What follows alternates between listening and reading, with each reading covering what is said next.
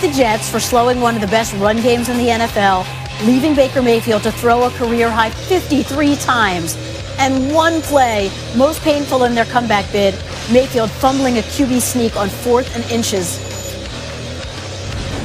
Pretty much 2020, all in 24 hours. Stuff happens, you have to adapt and change. It's not an excuse. I have to hold on to the damn ball. I failed this team. We had exactly what we needed to win this game, and I didn't do good enough.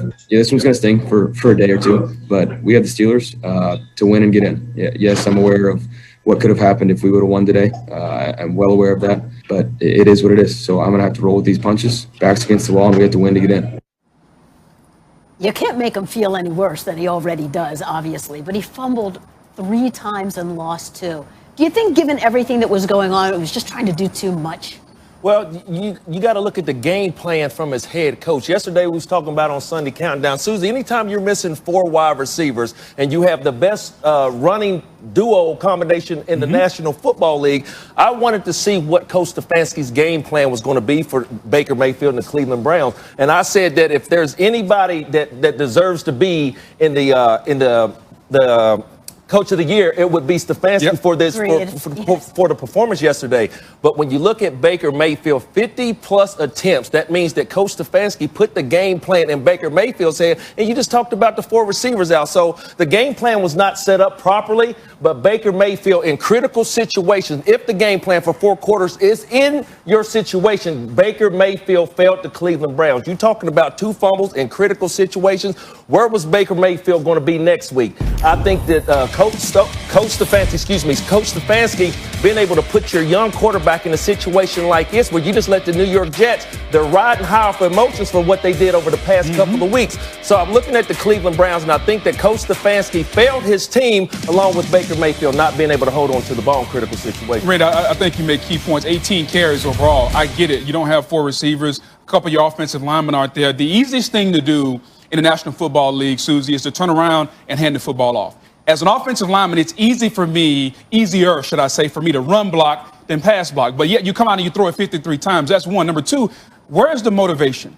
For the first time, and I don't even remember, you got an opportunity to stamp your ticket to the postseason, and all you got to do is beat the Jets. Are you kidding me?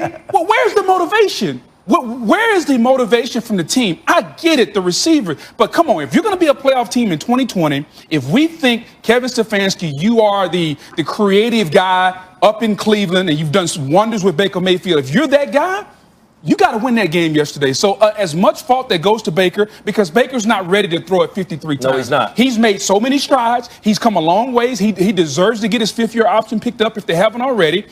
Baker's still not ready for that. He needs the run game, and they didn't do it yesterday. When they still have a chance. Well, they host the Steelers. They win. They're in. But what about the Browns and these players who are missing? Are they getting them back? Well, the wide receivers were high-risk close contacts. So with that being the case, Kevin Stefanski said today he would expect that they would be cleared Thursday. So they won't get to practice earlier in the week.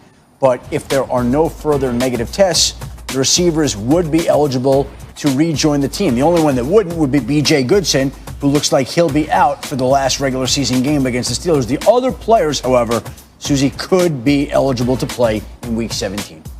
Are they going to come back in time to have a regular practice or one in the garage again? Like,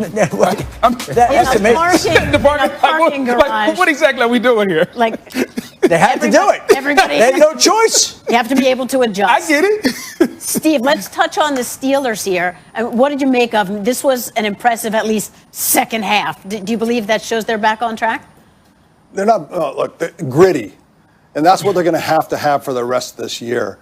They have, and we talked about it last week, with Ben's immobility, they're going to have to create a touchdown at least, or 3 or 4 big, huge first downs against these AFC quarterbacks that can move and all these free yards we talk about every week. So it's going to be gritty performances. Defenses now recognize that the arm strength seems to be waning. It feels like his immobility is becoming, and defenses are predatory. They're leaning in. There's less room. There's less space. And I think it's a gritty performance from a Hall of Fame quarterback to come back and kind of, in a way, save the season because of the way the spirit of things, how it was going, to put the Pittsburgh Steelers back on track. But you look into the playoffs, It does not look like an easy run for them. It looks like every week they're going to have to create or concoct ways to put the ball in the end zone and be up to speed against the Chiefs, the Bills, and the other kind of explosive teams in the AFC. Steve, I was reading online earlier, and I came across some comments that may have explained the tale of two halves, because the Pittsburgh Steelers offense in the first half was abysmal, and in the second half they lit fire. I read that Ben Roethlisberger may have been in charge of the offense in the second half. As a quarterback, is it easier for you to get in rhythm if you're calling your own plays in the second half? And secondly, what does that say about the offensive coordinator, Randy Fichtner, if your offense didn't work in the first half, but Ben's offense worked in the second half? I like it because, especially with experienced quarterbacks, because it puts it on you. One thing about Ben is I think he probably said to himself, look, let me call the plays. I'll take responsibility. If it doesn't work, and in many ways, you rise to the occasion. And he clearly did that. He's a Hall of Fame player. He rose to it. Obviously, if they don't let him keep calling plays, to your point, Boog, if he's not calling plays next week, we got a problem.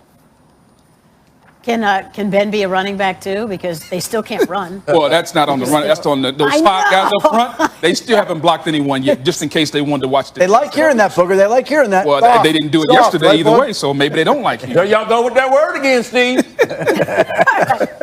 The Steelers are still in play for the number 2 seed overall. So are the Bills tonight. We're breaking it all down for you from here in the Seaport District in New York City, presented by Chase. All right, we've got a Pro Bowl duo in Josh Allen and Stephon Diggs, but it doesn't look like connection is quite right out on the field pregame tonight. What is that? If it's Monday, it means come on, man. We're pulling 31 passing yards, 4 touchdowns. He was built for weather like that. So the Titans lost these 5 teams vying for 4 playoff spots in the AFC. The Titans, Dolphins, Ravens, and Browns all control their own destiny. They get in with a win or potentially a loss by another team. The Colts also need a little bit of help. They need to win and have one other loss by one of the other 4 teams. We got our guy Marcus Spears back with us to help us sort out this AFC playoff picture. Marcus, 5 teams, 4 spots. So who do you see being the odd team out? It hurts me so bad to say this, Ashley, but I think it's the Cleveland Browns. Aww. And as good of a season as they've had, and I actually wanted to see this team in the playoffs. I wanted to see Baker Mayfield and them fully healthy and see what they could do down the stretch. But I believe this pass defense is going to be their Achilles heel. They are struggling mightily, and obviously they don't have Harrison back there, and Ward has been out. But if you look at what Pittsburgh does as well as anybody, is throw the ball either short intermediate routes or even pushing it downfield like they did in the second half against the Colts. And I also feel like just that experience, Mike Tomlin being on the sideline, being in this situation multiple times before, is going to bode well for what the Pittsburgh Steelers are.